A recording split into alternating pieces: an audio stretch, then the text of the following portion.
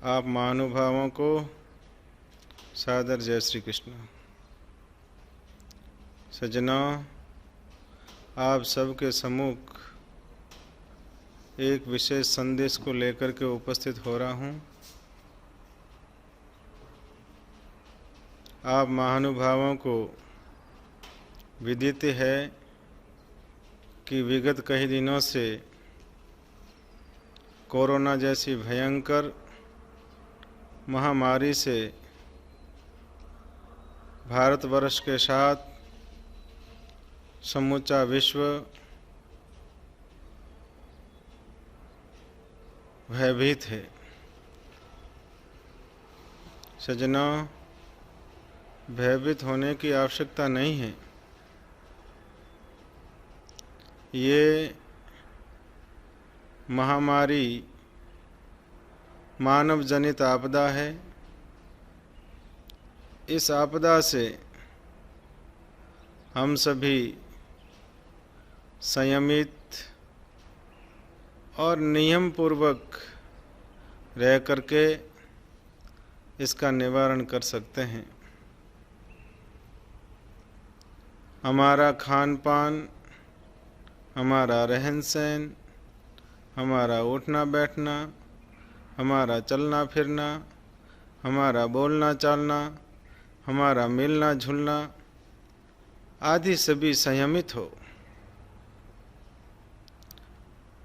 हमारे शरीर पोषण के लिए भोजन प्रसाद सात्विक और पवित्र हो।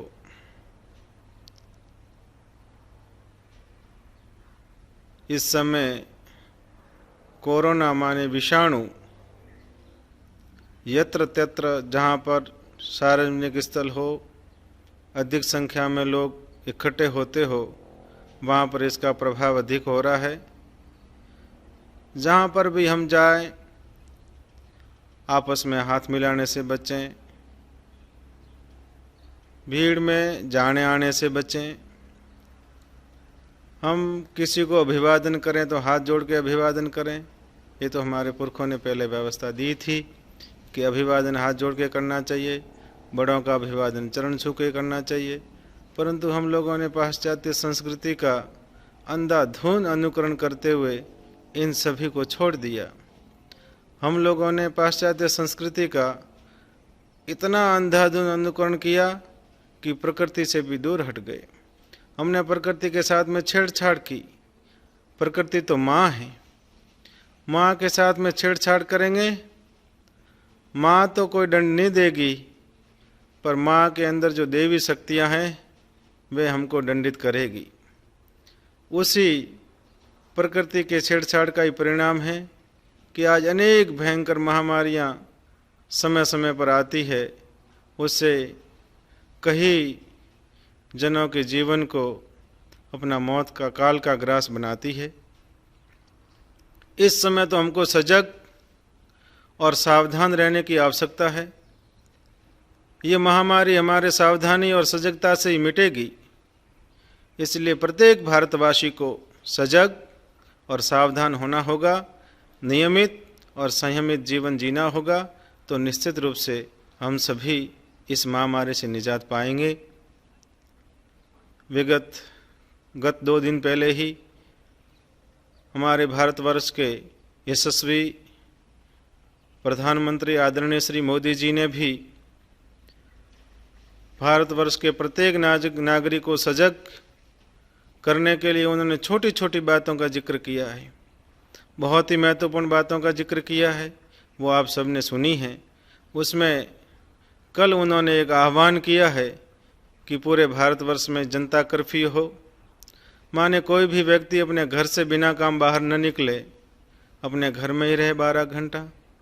कोई आवश्यक सामग्री की आवश्यकता हो तो एक दिन पहले वो उसका नियोजित कर लें। जितने भी प्रवासी सज्जन हैं उनसे भी निवेदन है कि आप लोग जहाँ रहते हैं वहाँ सावधानी पूर्वक रहो। आप लोग यहाँ मारवाड़ में आओ तो स्वागत है, पर अपने कर्म भूमि में रह करके इस महामारी से निजात पाओ। आप ट्रेनों में खचाखच भर के आओगे, भीड़ में जाओगे तो हो सकता है कहीं ये विषाणु हमारे ऊपर भी लागू हो जाए, हमको भी लग जाए। इसलिए हम जहाँ भी रहें संयमित रहें, नियम से रहें, सावधानी पूर्वक रहे।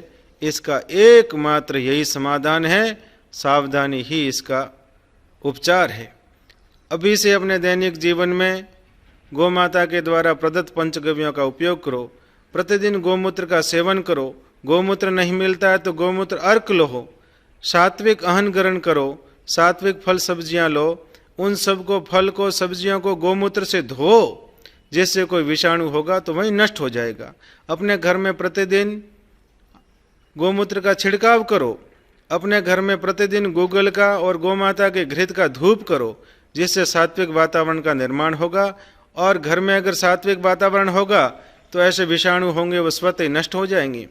आप श्रीपति धाम पधारोगे तो हमने सब जगह गोबर का लेपन किया है, और विज्ञान भी कहता है कि जहाँ गोबर का लेपन किया हुआ होता है वहाँ परमाणु बम के विषाणु भी असर नहीं कर सकते। तो हम लोग, हमारे पुरखे पहले गोबर के लिपे हुए में रहते थे। हमारे पुरखे गाय के गोबर से उत्पादित अन्न फल सब्जियां लेते थे, पर हम लोग तो आधुनिक हो गए।